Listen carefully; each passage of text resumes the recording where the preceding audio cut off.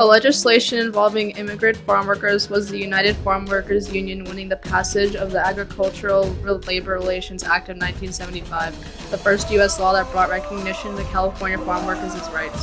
The law improved the lives of the workers but did not solve all the problems.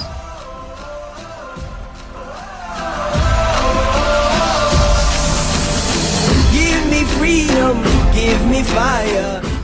We are here with former immigrant farm worker Diego Hernandez, who grew up at the time of Cesar Chavez's rise to protect against the injustice brought upon immigrant farm workers. Mr. Hernandez, can you tell me how life was working on the field as a child?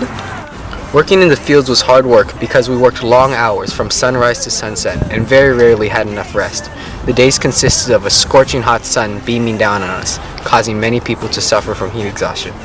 It was a very tedious job with not enough water to go around for every farmer. The whole day we would be on our feet working in the hot sun. When did you first hear about Cesar Chavez? I heard about him from my parents. Once they heard what Chavez was doing, they fully supported him.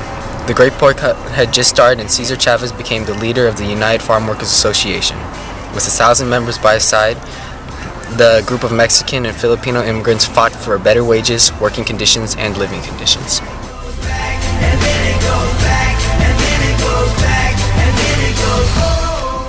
So, as someone in your prestige, how come it has taken the U.S. so long to give these field workers the same benefits as the rest of the U.S.?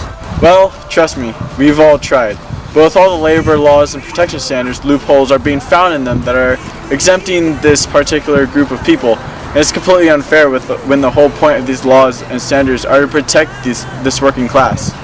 Why don't these immigrant farm workers go receive medical help or own medical insurance? Well, due to their low wages, about 72 to 78% of immigrant workers are uninsured.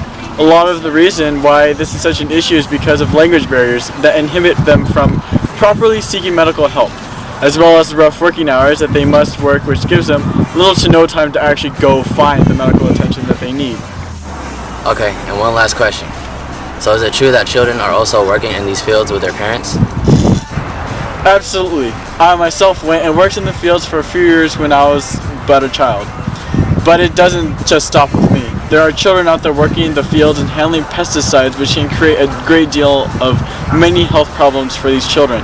Harvesting fields has been named the second most dangerous job, second to mining. So as you can imagine, the strenuous work and dangerous conditions can deal a toll on the kids. Approximately 300 children die every year, and 24,000 are injured from farm work. And those are just the reported numbers. Think about the ones that haven't been reported. Therefore, we can say that there are hundreds of thousands of children dead and thousands more injured.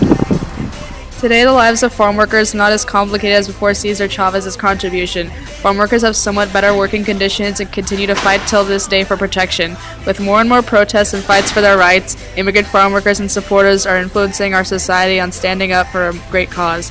These people are the building blocks of our country, and they deserve much more than they have received. More and more people continue to join the stand and make a difference to benefit these workers.